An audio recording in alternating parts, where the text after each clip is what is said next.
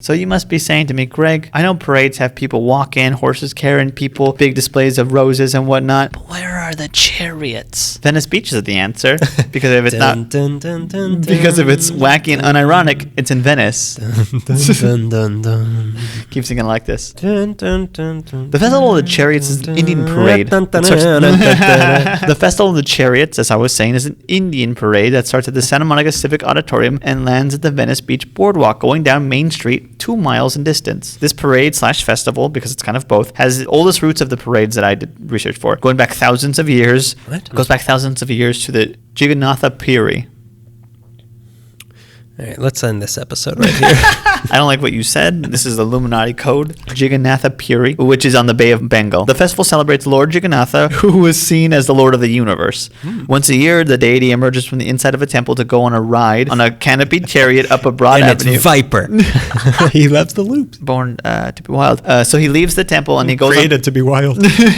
So he takes this ride in a canopied chariot up a broad avenue to the garden temple of Wandika, which is miles away. And he does this for the pleasure of his worshippers. Get a load of me, he'll say, riding by on a float. At the garden temple of Wandika, Lord Jagannatha enjoys the more simple and spontaneous worship of his most confident spiritual. So he goes up there to be worshipped in a more private way. I don't know much about Indian deities, but from what I do know about them, they seem very vain, a lot of them. Like they love attention. I've only read like cartoons for kids in India about their deities, but I'm going to say with certainty that, you know, they're vain. That's thousands of years ago. 16th century, Lord Caitanya was a spiritual personality of which Hare Krishna is based from, lived for 24 years in the city of Puri, and would lead his followers in a fun time dancing and chanting before the chariots, which makes sense now that I find out the festival is put on by the International Society of Krishna Consciousness, the ISKCON, ISKCON. And the proceeds of the festival go to India for food relief. Lord Caitanya made the chariot festival the most significant religious celebration in India. It took off in the 1960s and 70s when His Divine Grace A.C. Bhaktivedanta Swami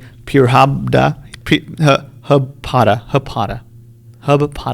I'm not sure which of that was stammering and which one was the... Ready? I'm going to say it again. I'm going to say it as best as possible. I'm going to go slow. Okay. His Divine Grace A.C.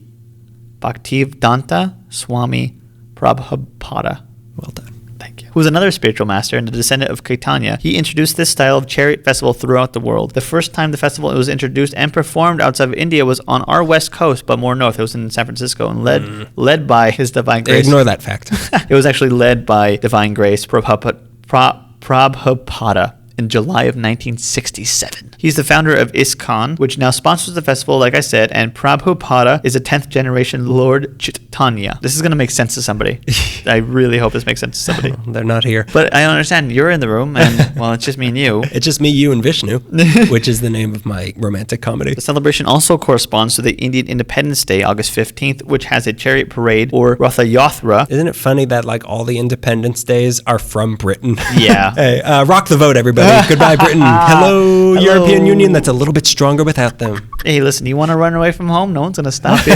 You just float out into the North Sea. Whatever you want to do, Britain. Have fun. Oh, boy. So the very first LA Festival of the Chariots occurred in August of 1977 and featured 3 6-ton chariots that were 50 feet high with painted elephants and decorated with balloons and flowers. There are always 3 chariots for the festival, one for each of the 3 deities, Lord Jagannatha, Lord Balarama, and Lady Subhadra. Along with the dancing to the rhythm of the chariot, those 100 or so people in front of the chariots are pulling with long, thick rope while chanting sacred mantras, Hare Krishna, Krishna Krishna, Hare Hare, Hare Rama, Rama Rama, Hare Hare. Oh no, you've summoned them. Get out of here, Beetlejuice. We didn't say your name. Along with the chariots coming down Main Street, there are singers and dancers, which the first festival drew in about like 2,000 people. Mukunda Das, the public affairs representative for the Hare Krishna chapter, said that it is important to have this festival because all the rest of the year people have to go to temple for spiritual nourishment. But on this day, the temple get to go to Venice. The temple comes to Venice. Temple comes to Venice. Temple comes to the people. The first year, the parade went down Oceanfront Walk from Pico Boulevard in Santa Monica, but now has since changed. On the route to Venice, there are exhibition tents, East Indian bazaars, vegetarian feasts, elephant rides, puppet shows, petting zoos. Ooh, elephant parade.